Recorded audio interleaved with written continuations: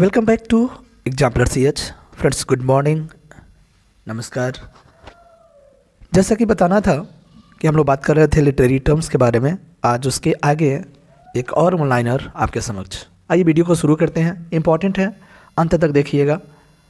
कह रहा है क्वेश्चन नंबर 1, रिफ्रेन क्या है। फ्रेंड्स आपको बता दें, रिफ्रेन एक पोइटिक डिवाइस है, ध्यान रखिएगा। चलिए बढ़ते हैं। कह रहा है कि phrase are group of lines, यानी कह रहा है कि लाइंस का एक फ्रेज हो सकता है या ग्रुप हो सकता है, दैट इज रिपीटेड, जो दोहराया जाता है, एट सिग्निफिकेंट मोमेंट्स, एक विशेष क्षण में या अवसर पर, with in a poem, poem के अंदर, actually at the end of stanza, यानी प्रायः स्टेंजा के अंत में एक महत्वपूर्ण मोमेंट के दौरान इस ग्रुप को, यानी जो लाइंस का ग्रुप होते हैं उसको रिपीट किया जाता है। That is called refrain. ठीक है फ्रेंड्स, ध्यान रखिएगा। यह यूजीसी का क्वेश्चन है, इसलिए थोड़ा सा इंपॉर्टेंट हो जाता है आजकल यूपी में जो क्वेश्चंस लेवल को देख करके। रिफ्रेन को ध्यान रखिएगा। आगे बढ़ते हैं। The poet who described poetry as inspired mathematics is called Ezra Pound. तो कह रहा है कि एक ऐसे पोएट जिन्होंने पोएट्री को डिफाइन किया है इंस्पायर्ड मैथमेटिक्स के नाम से, वो है इजरा पाउंड। ठीक है, इजरा पाउंड। आगे है a meter in which an unaccented syllable precedes the accented is called iambic। कह रहा है फ्रेंड्स कि एक जो है अनअसेंटेड सिलेबल आएगा और उसके बाद असेंटेड सिलेबल आएगा, तो उसको हम एम्बिक बोलते हैं। प्रीसीड्स मन होता है कम्स बिफोर, यानी सबसे पहले ये आएगा, उसके बाद ये आएगा। ठीक है, उसे हम एम्बिक बोलते हैं।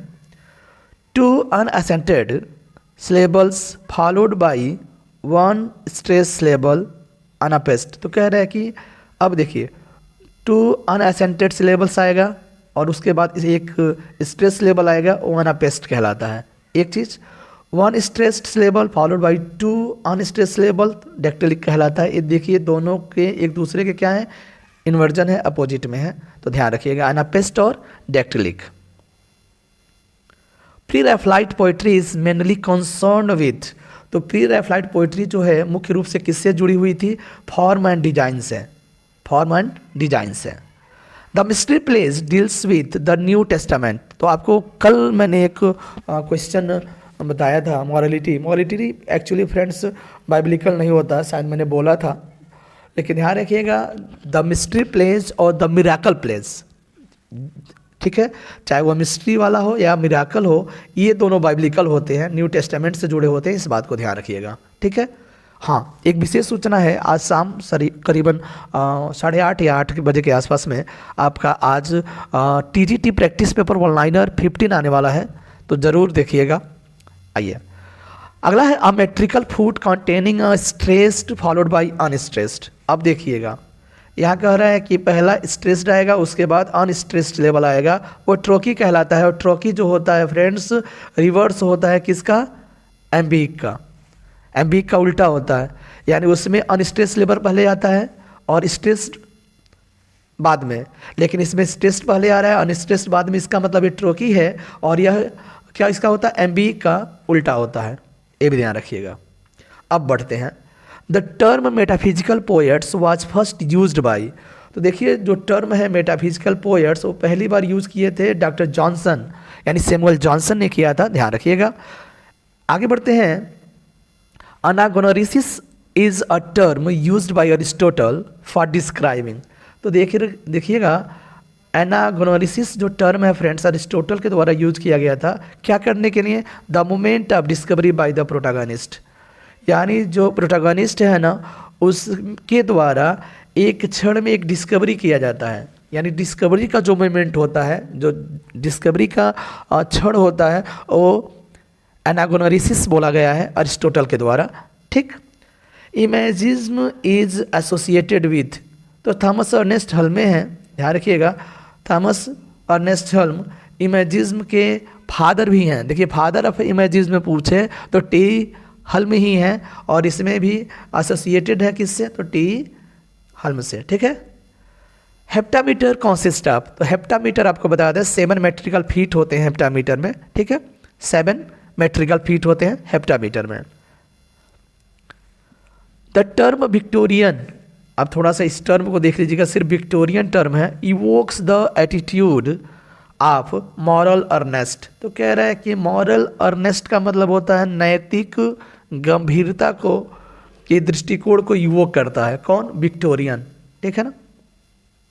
हाँ, एक बार फिर, जो टर्म है फ्रेंड्स विक्टोरियन, वो मॉरल अर्नेस्ट के एटीट्यूड्स को इवोक करता है, विक्टोरियन जो टर्म है। आगे बढ़ते हैं। The term stream of consciousness, अब आपको लगेगा कि स्ट्रीम ऑफ कॉन्शियसनेस मैंने कल के वीडियो में भी बताया था, लेकिन उसके बारे में कुछ और डिटेल में जानते हैं।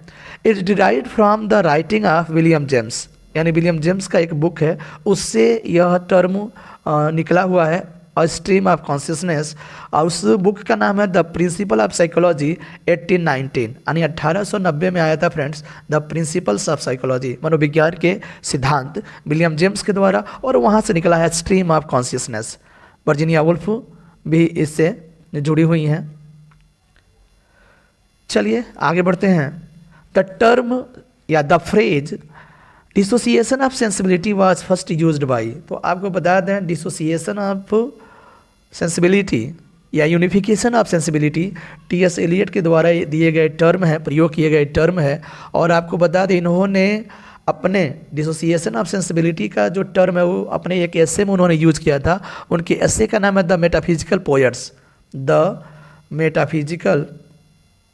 मेटाफिजिकल पोएट्स, आया था फ्रेंड्स 1921 में, 1921 में आया था। उसमें उन्होंने डिसोसिएशन ऑफ सेंसिबिलिटी का यूज़ किया था, ठीक है। चलिए एन आइडियल की बात करते हैं, ये भी एक छोटा सा टर्म है, लिटरेरी टर्म है। An idyll is usually a poem, usually एक पोएम होता है अबाउट पिकारेस्क कंट्री लाइफ, यानी जो पिकारेस्क कंट्री लाइफ के बारे में एक आइडियल जो है बताता है। नेक्स्ट है the term theatre of cruelty. Theatre of cruelty was coined by Antonin Artaud, ध्यान रखिएगा, एक बार फिर मैं बोल रहा हूँ, theatre of cruelty coined by Antonin Artaud. Clear? चलिए आगे बढ़ते हैं। The phrase the willing suspension of disbelief, अब बेस्टी कॉलरीज के बारे में सब लोग जानते होंगे, लेकिन कहाँ से निकला है टर्म उसको हम डिटेल में बता रहे हैं।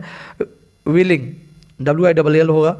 Willing suspension of disbelief occurs in Biographia Literaria 1817 by S.T. Coleridge. तो विलिंग सस्पेंशन ऑफ डिसबिलीफ जो फ्रेज है फ्रेंड्स, वो बायोग्राफिया लिटरेरिया में शामिल था 1817 में बाई S.T. कॉलरेज। डन। एक और टर्म आ गया है इनकुनाबुला। इनकुनाबुला का क्या मतलब है? तो कह रहा है कि ऐसे books published before the year 1501, यानी 1501 के पहले जितने भी फ्रेंड्स बुक पब्लिश हुए हैं ना, उनको इनकुनाबुला के नाम से जानते हैं। यह भी आपको बता दें UGC नेट का क्वेश्चन है, सिंपल है, जानना जरूरी है। There is nothing outside the text, यह लाइन इंपॉर्टेंट है। There is nothing outside the text is a key statement emanating from deconstruction. याद करिएगा डीकंस्ट्रक्शन किसका टर्म है? तो जैकस डेरिडा के द्वारा दिया गया एक टर्म है, ठीक है। और यह टर्म फ्रेंड्स आपको बता दें जैकस डेरिडा ने 1967 में दिया था।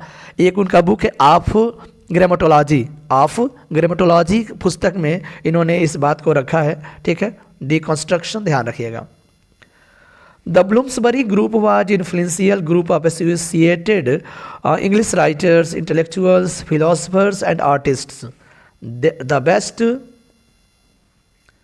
The best known member of which included Virginia Woolf, John Maynard, E.M. Foster and Lytton Strachey। ध्यान रखिएगा फ्रेंड्स, द ब्लूम्सबरी ग्रुप जो है ना, ध्यान रखिएगा, एक ऐसा ग्रुप है जो इंग्लिश राइटर्स, इंटेलेक्चुअल्स और फिलोसफर और आर्टिस्ट शामिल हैं, जिसमें से विशेष रूप से मेंबर्स की बात करते हैं तो Virginia Woolf, John Maynard, E.M. Forster और लिटन स्टार्ची हैं। ध्यान रखिएगा। 23 की बात करते हैं the term intentional fallacy. Intentional fallacy is first used by Wimsatt and Beardsley. अब ध्यान रखिएगा इंटरनेशनल फैलिसी जो है पहली बार किन्होंने यूज़ किया था? विमसेट और बियर्सली ने यूज़ किया था, ठीक। डन। आगे बढ़ते हैं। Stages of Shakespearean tragedy is mainly in the following sequence. अब देखिए कह रहा है कि किस सीक्वेंस में होता है शेक्सपियरियन ट्रेजेडी।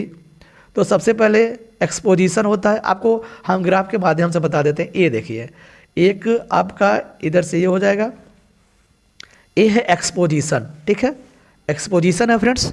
और उसके बाद है ये राइजिंग एक्शन है, क्या है, राइजिंग एक्शन है।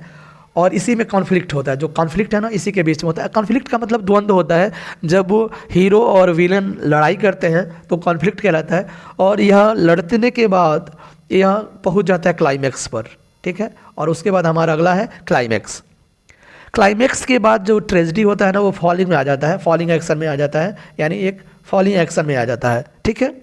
और फॉलिंग एक्शन के बाद फ्रेंड्स डिनोमिनेट आता है सबसे अंत में, ठीक है, डिनोमिनेट आता है थोड़ा सा हम, और हाँ अब देखिए ऐसे ऐसे ऐसे ऐसे, तो ये फॉलिंग एक्शन हो गया, और ये क्लाइमैक्स है, ये राइजिंग एक्शन है, और ये एक्सपोजिशन है। अब यहाँ पर हम कैटास्ट्रोफ भी बोल सकते हैं, कैटास्ट्रोफ भी बोलते हैं, और डिनोमिनेट भी बोलते हैं, ठीक है, डिनोमिनेट भी बोलते हैं। अब ध्यान रखिएगा कैटास्ट्रोफ और डिनोमिनेट का अंतर क्या है, आपको बता देते हैं। डिनोमिनेट जो होता है फ्रेंड्स वो कंक्लूजन ऑफ क्लाइमैक्स होता है, कंक्लूजन ऑफ क्लाइमैक्स, यानी जो कंक्लूजन यहाँ जो क्लाइमैक्स चल रहा था ना उस क्लाइमैक्स का कंक्लूजन अगर अंत होगा, निष्कर्ष निकलेगा, तो वो डिनोमिनेट कहलाता है, ठीक, डिनोमिनेट कहलाता है।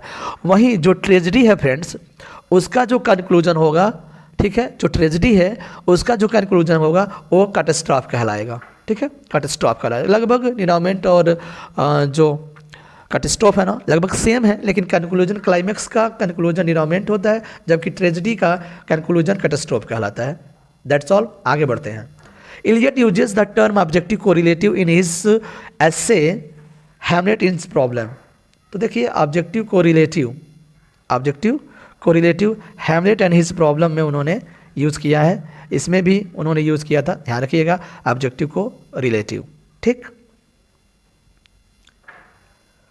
इसके पहले हम लोग क्या कर रहे थे, ऑब्जेक्टिव को रिलेटिव के द्वारा ही हैमलेट को उन्होंने बोला था आर्टिस्टिक फेलर, ठीक है।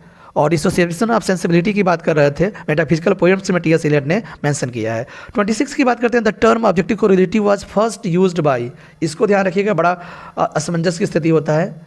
फर्स्ट यूज्ड बाय, सेकेंड है ये अपने टी.एस. एलियट, ये फर्स्ट यूज है वाशिंगटन अल्स्टन ने किया था फ्रेंड्स 1840 में, तो ये स्टार लगा लीजिएगा। ऑब्जेक्टिव को रिलेटिव सबसे पहले किसने प्रयोग किया था, वाशिंगटन अल्स्टन ने किया था 1840 में। The term the comedy of menace associated with the early plays of Harold Pinter's. तो फ्रेंड्स आपको बता दें कॉमेडी ऑफ मीनेंस की अगर जहाँ बात करते हैं वहाँ हारोल्ड पिंटर का नाम आता है, और द बर्थडे पार्टी आपने नाम सुना होगा जो 1958 में आया था, उनका एक वर्क था 1958 में, द कॉमेडी ऑफ मीनेंस, ध्यान रखिएगा, एक प्ले है किसका, हारोल्ड पिंटर का, बर्थडे पार्टी, उसमें उन्होंने यूज़ किया है द कॉमेडी ऑफ मीनेंस।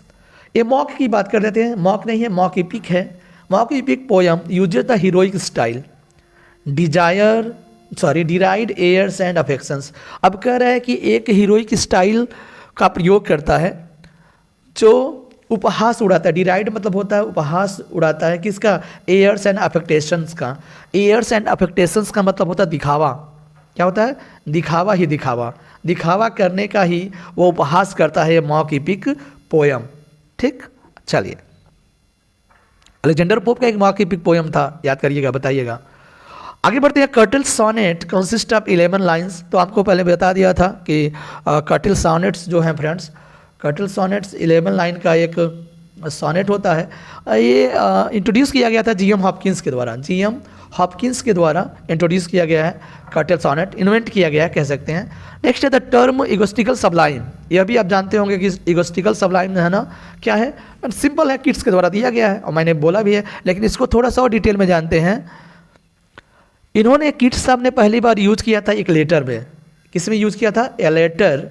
और किसको वो लेटर गया था, तो रिचार्ड वुडहाउस हो गया था, रिचार्ड वुडहाउस, ठीक है, इनके कोई है, उनको उन्होंने लेटर लिखा था, उसमें इगोस्टिकल सबलाइम शब्द का यूज़ किया था।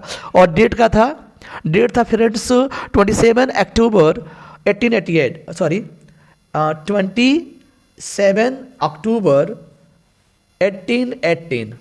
1818 में उन्होंने इगोस्टिकल सबलाइम को यूज़ किया था एक पत्र में, जिसको लिखा गया था पत्र रिचार्ड वुडहाउस के नाम से। आगे बढ़ते हैं। The term practical criticism is coined by I A Richards. I A Richards के द्वारा क्वाइंट किया गया है practical criticism. Practical criticism done. आगे बढ़ते हैं नेक्स्ट। होमोनिम्स क्या होता है? तो homonyms are words that are spelled similarly. कह रहा है कि स्पेलिंग सेम होता है बट हैव डिफरेंट मीनिंग। जैसे अगर हम फेयर की बात कर लेते हैं, फेयर और फेयर, ठीक है, तो फेयर माने मेला भी होता है, फेयर माने सुंदर भी होता है, तो ये होमोनिम होगा, ठीक है, होमोनिम होगा, होमोफोन्स नहीं होगा, ध्यान रखिएगा। उच्चारण सेम होता है उसका, लेकिन स्पेलिंग में अंतर होता है होमोफोन्स में। जैसे अगर हम फेयर कर दें और यहाँ फेयर कर दें, तो ये फेयर और फेयर सेम स्पेलिंग नहीं हो रहा है, स्पेलिंग में अंतर हो रहा है और अर्थ में भी अंतर होगा, तो होमोफोन्स होता है। होमोनिम होता है सेम स्पेलिंग लेकिन different meanings. Mystery and miracle plays in English were based on biblical stories. तो आपको बता दें इंग्लिश में मिरेकल प्लेस और मिस्ट्री जो प्लेस होते हैं वो बिब्लिकल स्टोरी पर बेस्ड होते हैं, न्यू टेस्टामेंट के बेस्ड होते हैं। द टर्म ओमेनिज्म, ओमेनिज्म जो है friends was first used by Alice Walker. Alice Walker का एक शॉर्ट स्टोरी है फ्रेंड्स जिसका नाम है coming apart. Coming apart, coming apart जो आया था फ्रेंड्स 1979 में आया था। 1979 में कमिंग अपार्ट शॉर्ट स्टोरीज है एलिस वाकर का, उसमें उन्होंने इस टर्म का यूज़ किया था ओमेनिज्म, ठीक। Who is the following did invent the term sprung rhythm. देखिए स्प्रंग रिदम जो है जीएम हॉपकिंस के द्वारा दिया गया टर्म है, ठीक है, कौन सा? Sprung rhythm. None. Anxiety of influence, ये भी ध्यान रखिएगा, anxiety of influence the term has been coined by Harold Bloom 1973। Anxiety of influence the term has been coined by Harold Bloom 1973 में, ठीक है।